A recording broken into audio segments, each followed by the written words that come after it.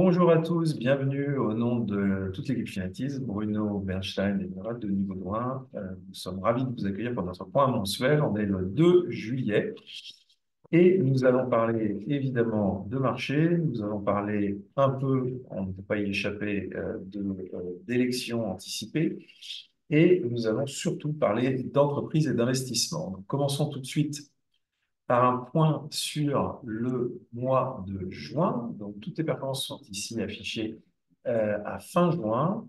Nos fonds sur le mois de juin, donc les marchés ont été très chahutés, particulièrement de ce côté-ci de l'Atlantique. De l'autre côté de l'Atlantique, les performances ont été excellentes, même sur les marchés globalement, puisque le Nasdaq est en hausse de 6,3%, le Standard & Poor's de 3,6%. Nos fonds investissant sur les États-Unis, investissant sur les valeurs digitales, ont surperformé ces indices, puisque Finatis Digital Leader, investissant sur les grandes valeurs de surcroissance digitale dans le monde, a gagné 7,8% en juin et est à 18% de hausse depuis le début de l'année.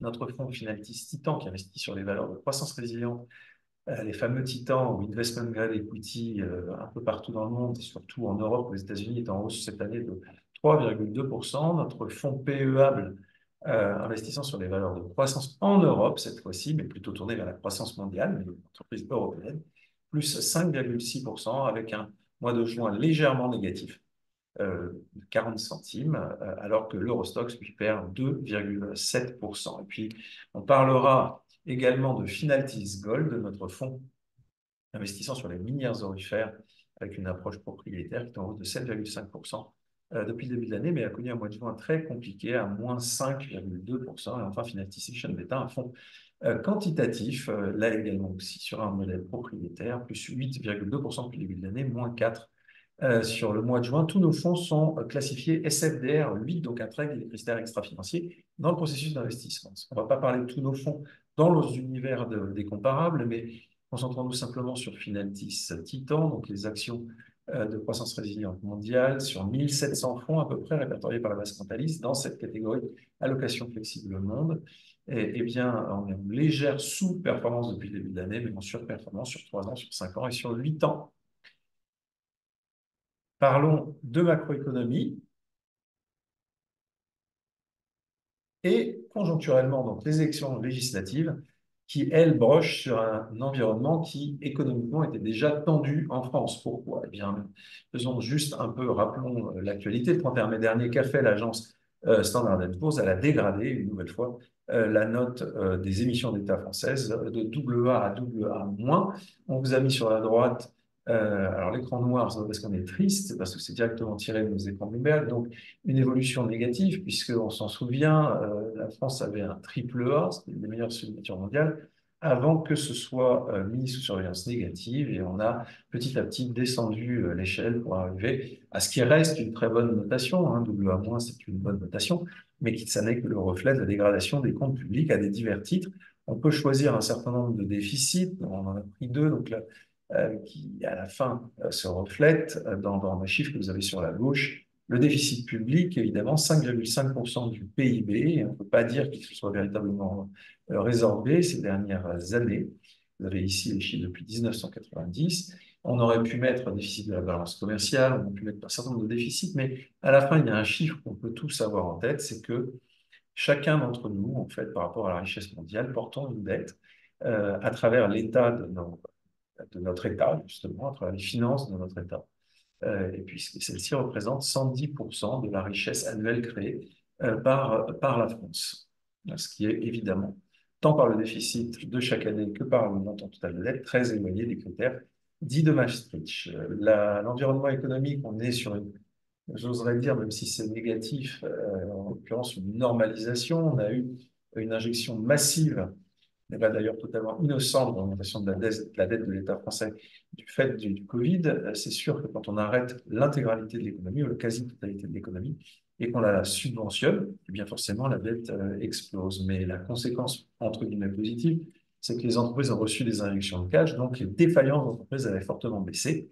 Post-Covid, avec les fameux prêts garantis par l'État, entre autres, avec les différentes aides, on est en train de retrouver les niveaux de défaillance d'entreprise pré-Covid. Et en l'occurrence, au premier trimestre 2024, il y a eu 17 000 défaillances d'entreprise et on est sur un rythme annuel d'à peu près 60 000 défaillances d'entreprise. Ce n'est pas une situation très alarmante, mais enfin, c'est une situation de normalisation sur un niveau élevé.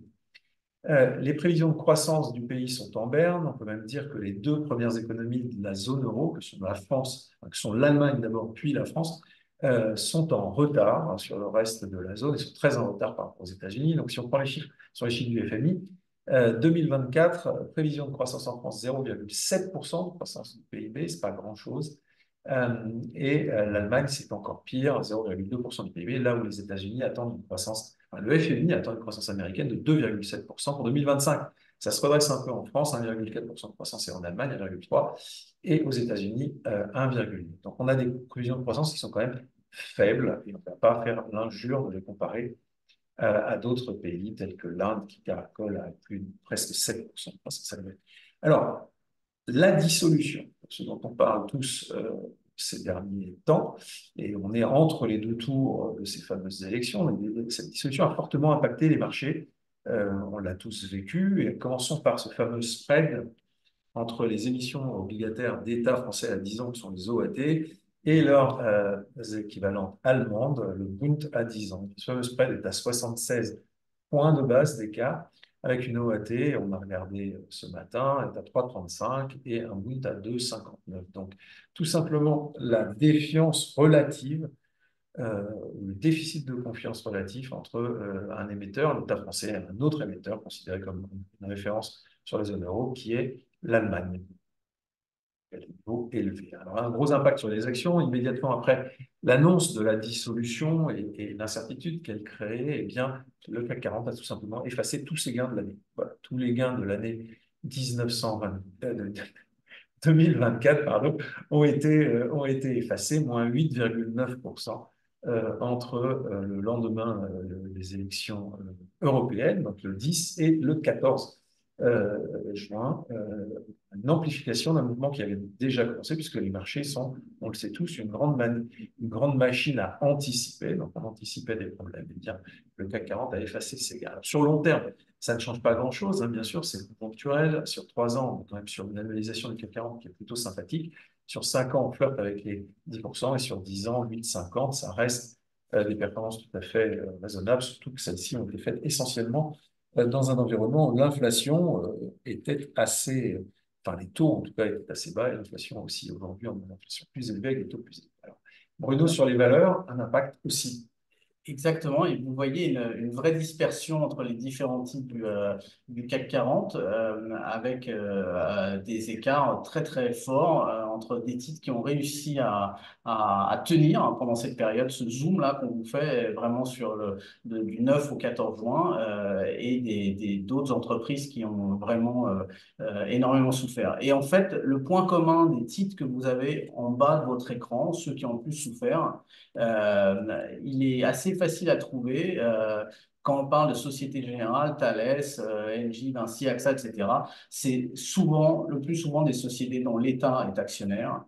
Des sociétés, quand l'État n'est pas actionnaire, qui dépendent bien souvent de l'État pour la croissance de leur business, la détermination de leur prix. Hein. On pense en particulier à des sociétés comme Engie ou des sociétés impliquées sur les péages d'autoroute comme Vinci. Donc, autant de sociétés où un fonctionnaire de Bercy, avec tout le respect qu'on leur doit, peut décider de l'avenir, en tout cas de la profitabilité de ces entreprises-là. Et bien sûr, ces entreprises très influencées par le politique souffrent beaucoup plus que les entreprises que nous, chez Finaltis, on affectionne le plus, c'est-à-dire des entreprises qui ne travaillent que pour leurs clients, que dans l'intérêt de leurs équipes, de leurs salariés et bien sûr dans l'intérêt de leurs actionnaires que nous sommes. Et vous voyez que dans les sociétés qui ont le plus souffert, à l'exception de BNP Paribas, banque pour laquelle on a toujours un petit faible quand même, première banque de la zone euro, la plus solide, et quand elle traite sur des niveaux avec des rendements de dividendes au-delà de 8%, ça nous paraît, pour des investisseurs rationnels comme nous, malgré tout, une opportunité à saisir. Mais à l'exception notable de BNP Paribas, toutes nos positions en valeur française dans notre fonds de croissance résiliente Finaltis Titan sont des sociétés qui ont bien résisté parce que l'État n'est pas actionnaire. Leur avenir, l'avenir d'Hermès ou d'Essilor-Luxottica ne se décide pas à Bercy. C'est des sociétés qui tiennent, qui respectent, selon nos critères en tout cas, très très bien leurs actionnaires. Alors, comparons ces marchés européens et français, français et européens, au marché américain, la comparaison est intéressante. Alors, comparaison n'est pas raison, mais enfin, c'est quand même une bonne référence. Donc, on a sur la même période, on a un record avec un SP500 qui a été porté par les valeurs technologiques. Hein. Si, depuis le début de l'année 2024, la moyenne des 7 fantastiques, hein, donc des grandes valeurs, les premières capitalisations du SP500 qui sont sur les secteurs digitaux, en moyenne, eu une appréciation de leur valeur de 36%, là où les 493 autres sociétés en moyenne sont appréciées de 7%. Donc on a vraiment clairement un SP500 qui est tiré à la hausse par les valeurs technologiques et sur le moyen long terme, il y a une nette surperformance de ce SP500 par rapport au CAC 40 ou à l'Eurostoxx. Donc on est sur des valos à deux chiffres en rythme annuel depuis 3 ans, 5 ans et 10 ans sur le SP500.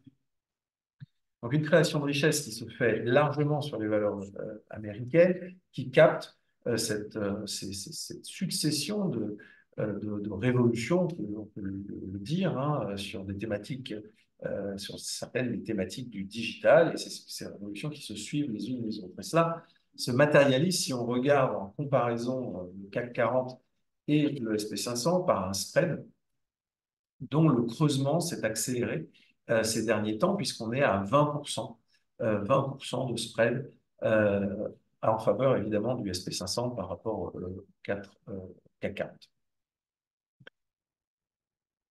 Alors, revenons sur ce qu'on peut appeler le risque français. L'exercice auquel on s'est livré sur ces slides, c'est, on va dire, de soulever le capot de chaque entreprise. Bien sûr, la première analyse, c'est de dire quelle est la part de sociétés cotées en France ou dont le siège est en France dans un fonds comme Finaltis Titan. Mais ce qu'on entend par soulever le capot, c'est regarder quel est le chiffre d'affaires fait par cette entreprise dont le siège est en France, qui est coté en France, qui est dans le CAC 40. Et comme nos entreprises, on l'a déjà dit, sont des entreprises mondiales qui ne prennent pas leurs instructions à Bercy, qui sont très diversifiées en termes géographiques, en fait, l'exposition d'un fonds comme Titan au chiffre d'affaires fait en France, pondéré par le poids qu'on a dans chacune de ces valeurs. On a laissé à l'extérieur de cette analyse, hein, bien sûr, les valeurs internationales non cotées en France qui font du business en France. En fait, on se rend compte qu'on a une exposition au chiffre d'affaires en France à hauteur de 5,75% du fonds. Donc, bien sûr, des LVMH, des Air Liquide, des Schneider Electric, c'est le cas caricatural, hein, puisque Schneider est une société française, mais a carrément déplacé son siège à Hong Kong. C'est là, c'est en Asie où ils font la croissance marginale. Voilà, donc ça appuie ce point qui nous paraît très important, un peu dur à rappeler, hein, la France est un petit pays, et quand on investit dans des champions français, les plus beaux champions français, en fait, on investit marginalement sur des ventes en France. C'est vrai également pour notre fonds Finaltis Europe Sélection, où là aussi on a ces champions LVMH, Dassault Systèmes, L'Oréal, Pernod Ricard. Alors vous voyez que parfois certains chiffres sont en bleu, c'est tout simplement que des sociétés comme L'Oréal ou Pernod Ricard ne communiquent, ou EssilorLuxottica ne communiquent pas, ils n'en ont pas l'obligation, hein, sur la part du chiffre d'affaires fait précisément en France. Donc là, on se rabat sur les données européennes. Et cette faible dépendance à la France est encore plus vraie sur Finaltis Digital Leader, puisque nous avons une valeur française Dassault Systèmes, seule valeur française de classe internationale dans le logiciel, qui ne fait que 10% de ses ventes en France.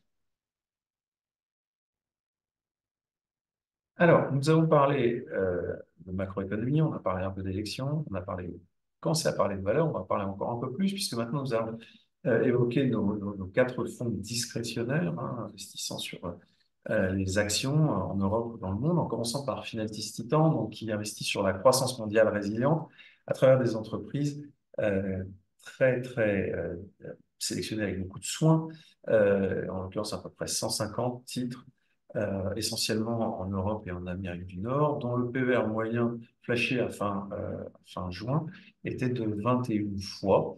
On est en hausse de 3,2% depuis le début d'année sur ce fonds et on a gagné de l'argent en jouant sur ce fonds en étant exposé à 90% aux actions. Ce fonds est classé SFDR 8 et on a été, comme chaque mois, actif. Exactement. Donc, on a plutôt un axe acheteur. Nous sommes dans des marchés qui nous semblent attractifs. Pourquoi? On est à un point d'inflexion très important sur les taux, hein. On l'a vu. Bon, c'est la Suisse, hein, qui a enclenché le mouvement, mais les taux suisses ne sont pas ceux qui nous intéressent le plus. C'est surtout la décision qu'a prise Christine Lagarde le mois dernier, en juin. Et aujourd'hui, on a le plaisir d'entendre à l'instant, c'est pour ça que vous avez peut-être vu le marché américain partir vers le haut à l'ouverture, tout simplement parce que Jérôme Powell a fait sa conférence de presse à Sintra au Portugal, invité par Christine Lagarde à la conférence annuelle de la BCE, et il a parlé de désinflation dans les prix. Voilà, donc il semble laisser la porte ouverte à une baisse des taux avant la fin de l'année, septembre et décembre, ou uniquement décembre. Mais bon, ce qui est important, c'est qu'il enclenche le mouvement, et dans ce cadre-là, il nous paraît, pour un investisseur rationnel, intéressant d'acheter des valeurs de qualité, de croissance résiliente, en particulier au moment où les politiques monétaires s'infléchissent. Donc, on ne va pas détailler tous les mouvements. On a fait un arbitrage massif de vente d'Air Product au profit d'Air Liquide. On a vendu Air Product mi-juin, qui rebaisse de 15% depuis notre vente. Donc, on va sans doute revenir sur ce titre assez rapidement. On est structurellement dans notre fonds Titan exposé au gaz industriel, qui est un secteur absolument fantastique de résilience et de croissance. Et donc, on est très souvent présent, au moins sur un des trois géants, Air Liquide, Air Product ou Linde, en permanence. Alors, le fond, vous avez le top 10 à droite. On a eu des très belles contributions à la hausse. On a eu quelques contributions à la baisse. On va parler de TSMC, qui est en fait le vendeur de pelles dans la révolution IA, hein, puisque c'est très bien d'être fabless, hein, comme on dit aujourd'hui, c'est-à-dire dans la ruée vers l'or, vers l'IA. dans la ruée vers l'or. Les pelles dans l'IA. Voilà, les pelles dans l'IA ne servent pas à grand-chose, mais il faut des microprocesseurs et il faut bien que quelqu'un les fabrique. Voilà. C'est TSMC absolument incontournable, et on pense que les barrières à l'entrée sont énormes, justement dans le fait de fabriquer quelque chose, puisque aujourd'hui, de plus en plus d'industriels conçoivent leur puce. Alors, Nvidia, hein, la star absolue, mais aujourd'hui, Amazon, Microsoft, Meta, Tesla, bien sûr, conçoit aussi ces puces, et ces puces sont pratiquement systématiquement imprimées, fabriquées dans les usines de TSMC. Donc, c'est une position qui nous a bien aidé ce mois-ci et sur lequel on a toute raison de rester structurellement investi. La lettre qu'on aime le moins dans TSMC, c'est Taïwan, le T, forcément, mais vous savez sans doute, TSMC construit des capacités très importantes à l'étranger, notamment aux États-Unis. Voilà, le management de L'Oréal a diffusé des messages un tout petit peu moins forts, on va dire, ces derniers jours, mais je vous encourage à regarder L'Oréal, qui a, on va dire, dans les périodes où le risque français inquiète beaucoup, parfois le bébé et l'eau du bain partent en même temps. Regardez L'Oréal qui revient sur des niveaux de valorisation qui nous paraissent attractifs. Bien sûr, ce conseil ne nous engage qu'à très long terme. Voilà, ne venez pas vers nous si elle ne monte pas la semaine prochaine. Voilà, donc dans le fond, on a Apple qui est très présent, hein, qui est dans le top 3.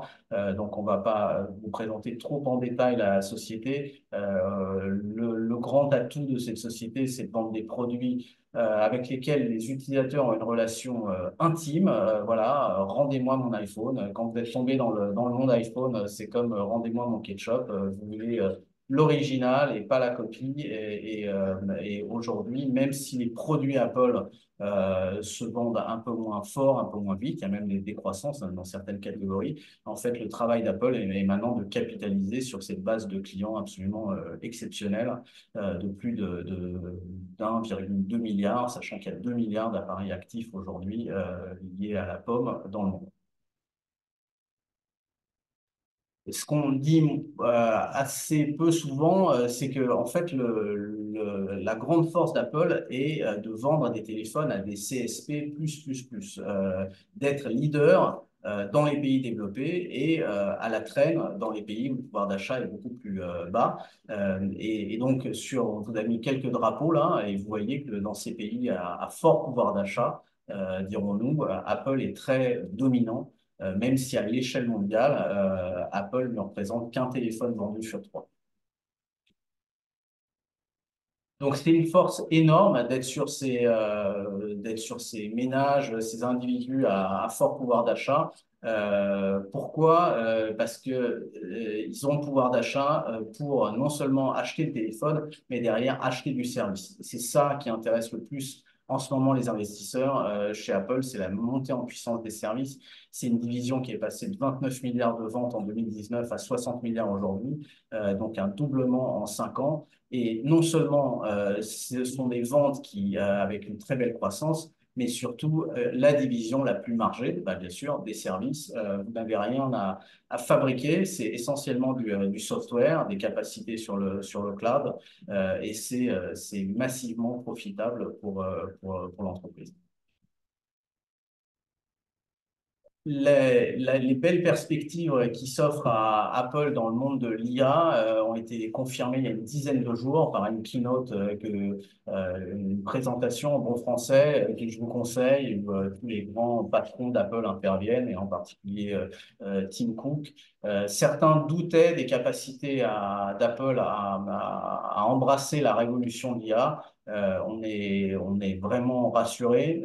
Nous, on s'est jamais vraiment inquiété. Et il pourrait y avoir un effet induit très positif, c'est que aujourd'hui, pour profiter des nouveaux produits d'IA, des nouveaux softwares d'IA que va présenter Apple, il va falloir probablement, c'est là où ils sont malins, changer de téléphone. Voilà, tout simplement. Il n'y a que 5% des iPhones actifs aujourd'hui et que 25% des iPads actifs qui permettront de profiter de ces suites de logiciels appelé Apple Intelligence. Donc, Apple Intelligence, ça sera une sorte de compagnon qui sera là avec vous toute la journée pour corriger, réécrire un mail, réécrire un SMS, vérifier la grammaire. Bon, ça embête tout le monde d'écouter ces messages audio. Apple Intelligence, bien sûr, transcrira en texte les messages audio que vous aurez reçus, vous aidera à améliorer, à modifier vos photos, etc. Donc, l'IA sera absolument omniprésente dans les nouveaux iPhones. Pourquoi cette keynote, on l'a trouvée réussie et on n'est pas les seuls. Le marché a beaucoup apprécié puisqu'on a eu une hausse de 12% d'Apple sur les jours qui ont suivi cette présentation. 12%, vous me direz, rien de très impressionnant, sauf quand on parle de la deuxième ou première capitalisation mondiale. Et là, c'est 360 milliards de dollars de valeur actionnariale qui sont créés pendant ces quelques jours.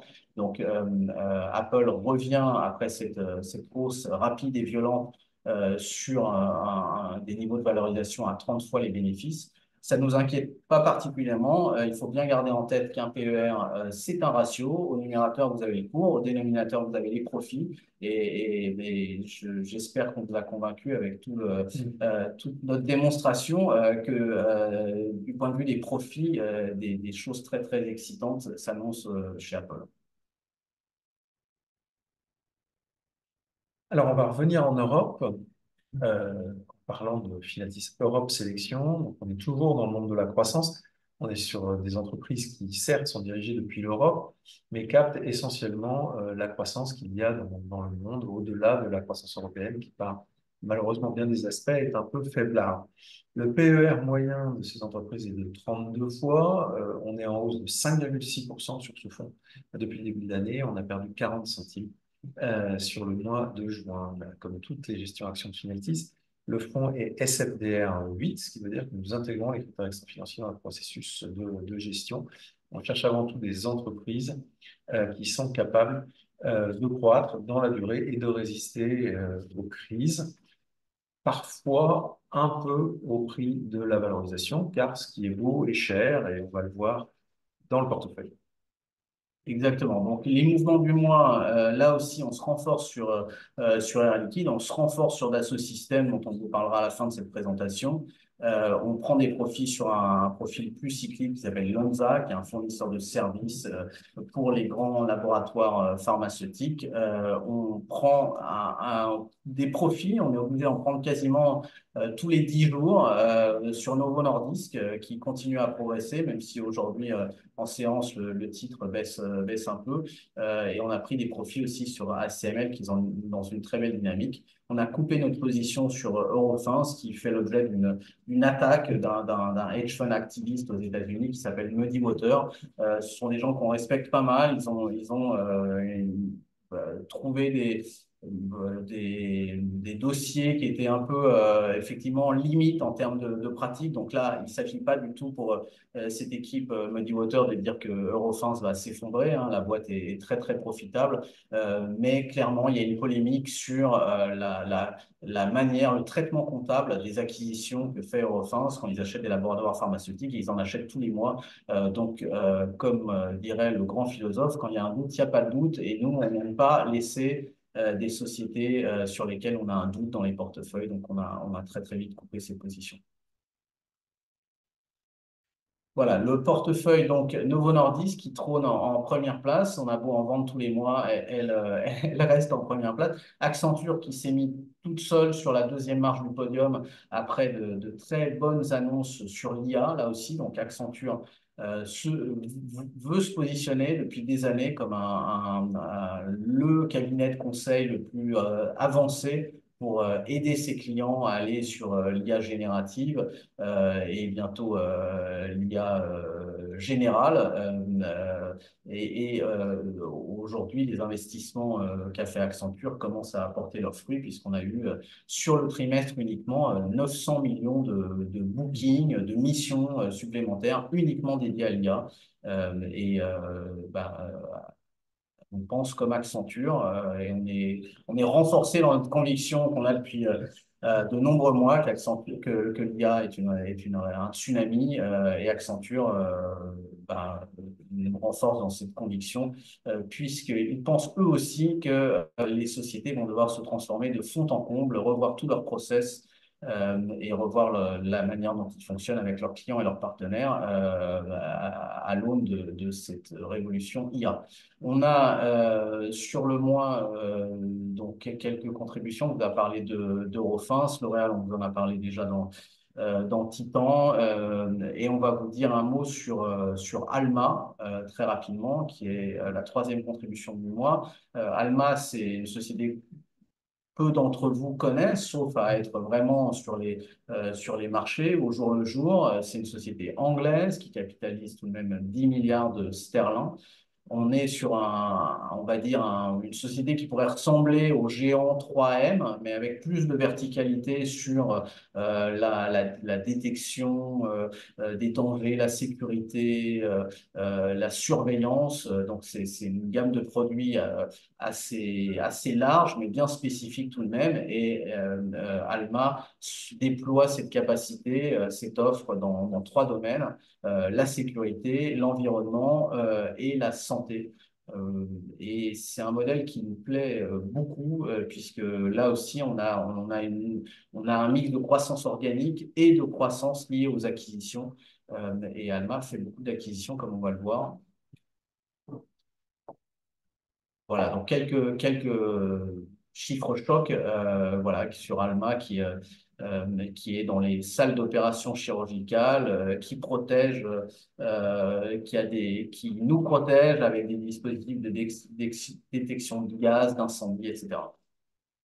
Donc, Alma, c'est une histoire de croissance organique et de croissance externe, et une croissance externe très dynamique. Ils ont un track record absolument remarquable sur cette capacité à intégrer des nouvelles entreprises industrielles et leurs produits et les mettre sur une plateforme de distribution très puissante et de garder la culture de l'entreprise, garder la marque de l'entreprise. Et ça, ça nous plaît beaucoup. Comme on va le voir sur la slide suivante, ça nous permet d'être sur une société qui est un peu le rêve pour un investisseur, puisque vous avez de la croissance, bien sûr, mais vous avez de la diversification, non seulement de la diversification en termes sectoriels, puisque Alma vend ses produits dans des pôles qui ne répondent pas au cycle économique de la même manière, donc qui nous apportent cette absorption de choc. Si la santé est un peu plus dure, ben, on sait que l'environnement et la sécurité tiendra, et un très bel équilibre géographique, comme vous pouvez le voir en bas à droite. Et donc, c'est toutes ces capacités, toutes ces qualités, en fait, se combinent pour offrir un retour sur capital employé très élevé, de près de 15%, un dividende en croissance constante et une génération de cash qui est remarquable. Voilà. Donc, on est d'heureux actionnaires de Alma. Alma nous rapporte 40 centimes dans le fond au niveau de l'AVL ce mois-ci et on va rester actionnaire de cette belle entreprise. D'autant plus que Alma se paye beaucoup moins cher qu'en fin 2021. Alors, c'est logique, hein, l'argent aujourd'hui est plus cher, donc forcément les PE des valeurs baissent. Mais une fois encore, on l'a dit, à ce moment du cycle de taux d'intérêt, il semble être intéressant, selon nous, de se positionner sur des valeurs de croissance résilientes qui, en fait, ont sur 3 ans, hein, c'est le cas d'Alma, fait des performances médiocres. Hein. Si on annualise la performance, on est même en baisse par rapport au pic de 2021. Mais l'éléphant dans la pièce, hein, le vrai coupable, c'est Jérôme Powell. Hein. C'est pas les équipes d'Alma qui ont fait du très très bon travail pendant ces 3 ans. Alors, élargissons à nouveau le prisme, on va repartir dans le monde avec des entreprises qui sont partout et qui sont en revanche sur la surcroissance digitale exclusivement, qui ont une capacité à exploiter une ou plusieurs des révolutions en cours dans ce monde digital. Depuis le début de l'année, le fonds Finatis Digital Leader est en hausse de 18%. Le mois de juin a été très profitable puisqu'on est en hausse de 7,1%. Ces entreprises ont beaucoup de croissance, elles se payent un petit peu plus cher, 32 fois le PER moyen, mais elles sont toutes capables de réunir, en tout cas on en est convaincu, trois des grandes caractéristiques qui font qu'elles vont continuer à surcroître. D'abord, attirer les talents. Il y a très grande compétition pour attirer entre les entreprises du digital les personnes qui vont innover, les personnes qui vont disrupter, pour un terme à la mode, et qui vont créer les produits et services à très très forte valeur ajoutée demain. Il y a là, donc c'est très important d'avoir cette capacité d'attirer les talents. Il faut être capable d'attirer les données également. Donc, il faut avoir bâti des canaux et des manières de capter de la donnée sur laquelle on va pouvoir faire de l'apprentissage et demain valoriser ces données et cet apprentissage. Et puis, bien entendu, il faut pouvoir investir, il faut avoir des ressources et ces entreprises qui génèrent du cash flow, d'autant plus que nous investissons dans des entreprises très rentables. On se refuse de faire de l'acquisition de parts de marché à perte sur ce fonds, donc on est sur des business models validés et très rentables. Eh bien, on a des free cash flow qui permettent de faire grossir les capacités de la boîte et en l'occurrence, ces entreprises sont en général très riches en trésorerie, un accès au capital. Alors, sur le mois, on s'est renforcé sur Salesforce avec de fortes positions. C'est un peu allégé par la suite. Il y a eu un accident boursier, on va dire, des résultats qui ont été assez mal pris sur Salesforce. Mais on avait des petites positions marginales et donc là, on a pu reprendre pied sur ce titre qui est assez remarquable, assez volatile, mais qui délivre fantastiquement à long terme et qui tirera aussi, mais on n'a pas le temps d'en parler aujourd'hui, les marrons du feu de l'IA. Voilà, par rapport à leur métier, le CRM sera un grand bénéficiaire de l'IA. On a écrété Nvidia suite à sa hausse, on garde des positions très fortes sur les semis, comme vous allez le voir, et on a également écrété Intuitif sur Vical après un bon parcours. Alors, TSMC est en première place de notre fonds, donc c'est le même raisonnement que celui qu'on a tenu sur Titan. Bien sûr, c'est le goulot d'étranglement, hein, l'incontournable TSMC pour aller dans la révolution IA. Mais vous avez aussi dans le top 10 ASML, qui est incontournable aussi, puisque TSMC a besoin des machines d'ASML pour les gravures les plus fines, et Nvidia qui est dans notre top 10. On a aussi, voilà, tous les titres que vous avez là sont des titres qui bénéficieront de près ou de loin de l'IA, mais c'est des titres, et Denis en parlait en introduction, qui ont toute la caractéristique d'être très rentables.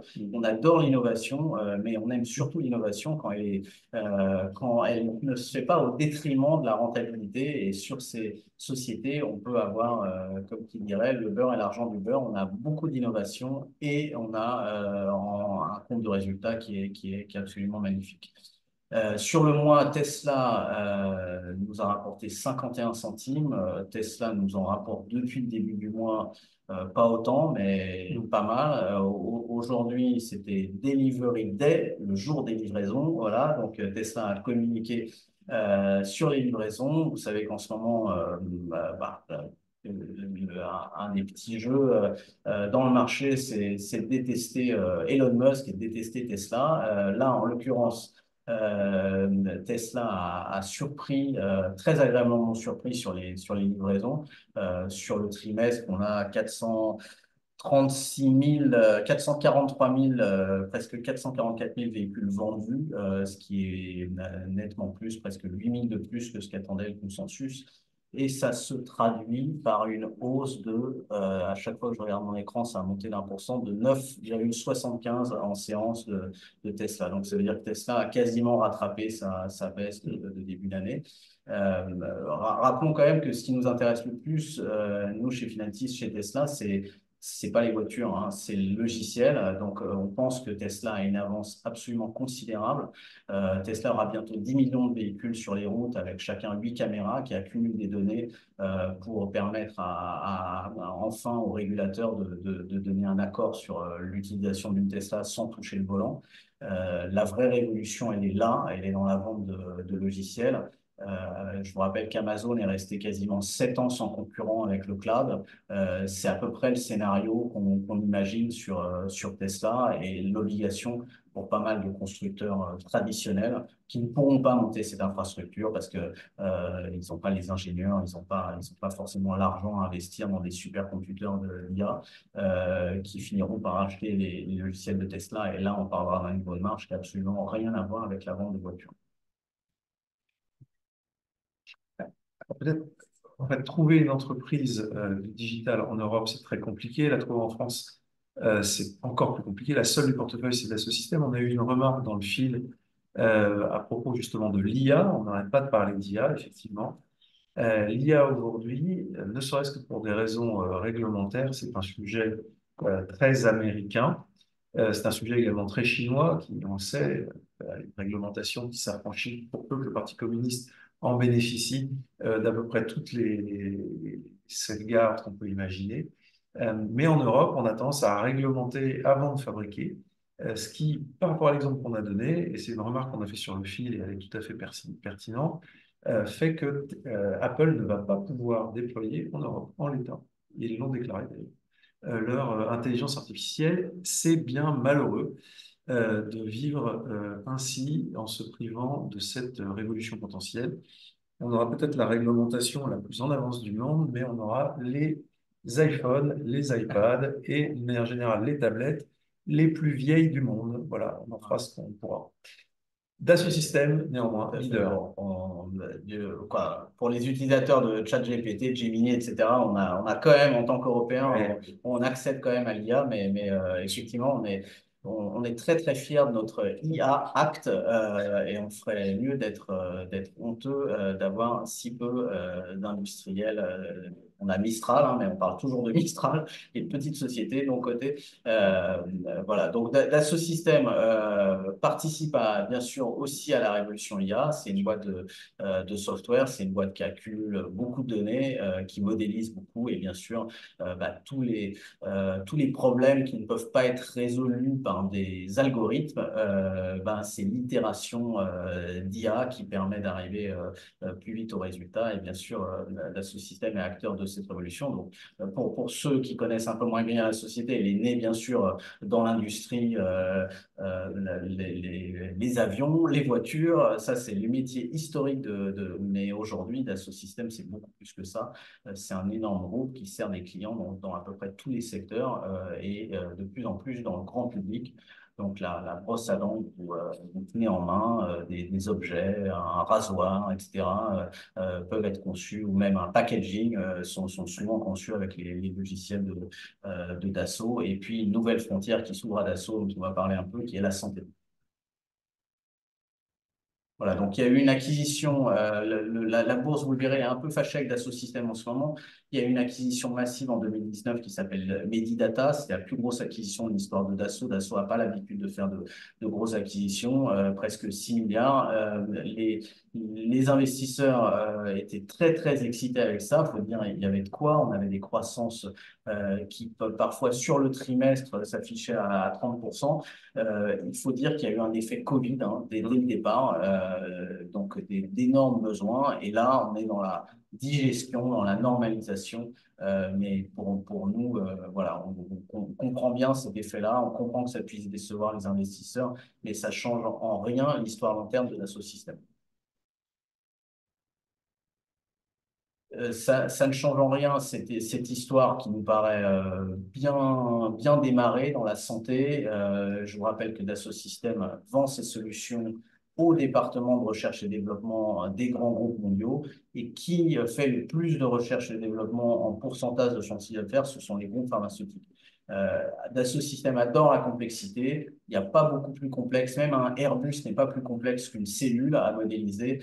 Et là, le champ